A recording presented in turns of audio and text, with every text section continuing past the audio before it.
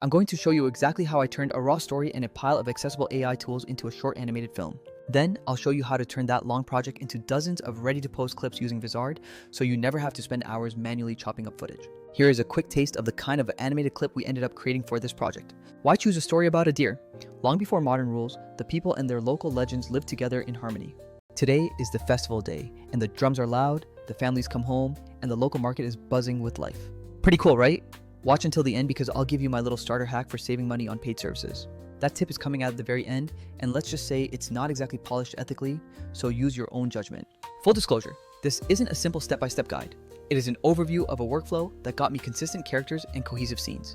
Step 1 is always the story, because story is king and the most important part of your creation. If you just feed a random prompt to an AI and expect magic, you are mostly going to get generic stuff. I wrote this whole piece by hand, pulling from oral history, academic texts, and a lot of manual editing.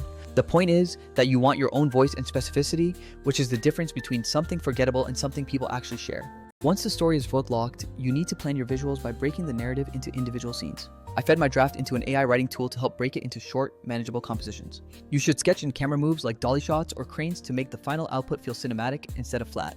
Next, generate your images using an image-to-video pipeline rather than straight text-to-video.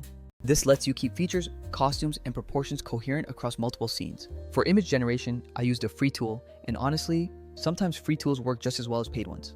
2 quick tips for this. Prefix the style, like 3D animation or soft lighting, so the system understands your visual language. Also, be generous in your prompts by describing hair, clothing, age, and the color palette.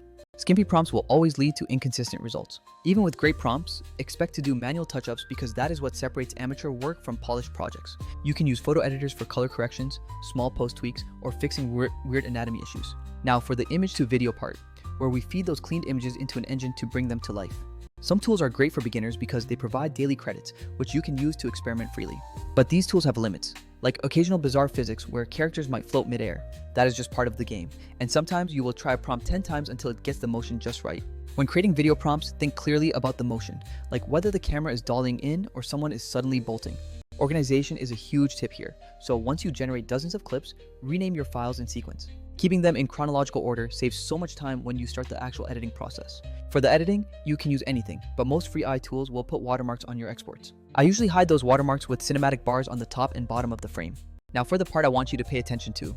Vizard. Vizard turns your long film into dozens of cut-ready short clips without you spending hours in the timeline. The AI finds the viral parts, the emotional beats, and the punchlines that make people stop scrolling. Repurposing is where most creators get stuck, but this tool automates the heavy lifting.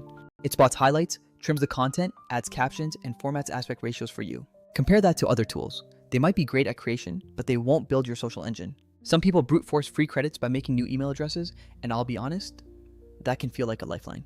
Use it to test and learn, but don't make a career out of gaming the system, because the creators behind these models deserve support. If you like what Vizard does and are serious about content, invest in a paid plan to run a real channel. Once Vizard creates the clips, you can tweak the captions or tone, but keep it conversational. Think like you are talking to a friend. A quick hook, a little context, and a small, non-salesy call to action. This workflow is how you go from an idea to a robust content machine that works for you. If you want, I can drop a project file next. I will share the prompts I used so you can copy, paste, and tweak them. If you are into cinematography or building a content engine that actually posts for you, Vizard is the missing piece. Drop a comment if you want the exact prompts, and let me know if you want to see a broken down workflow for more clips. Until next time, keep practicing your filmmaking, keep experimenting with tools, and don't let the algorithm own your creativity.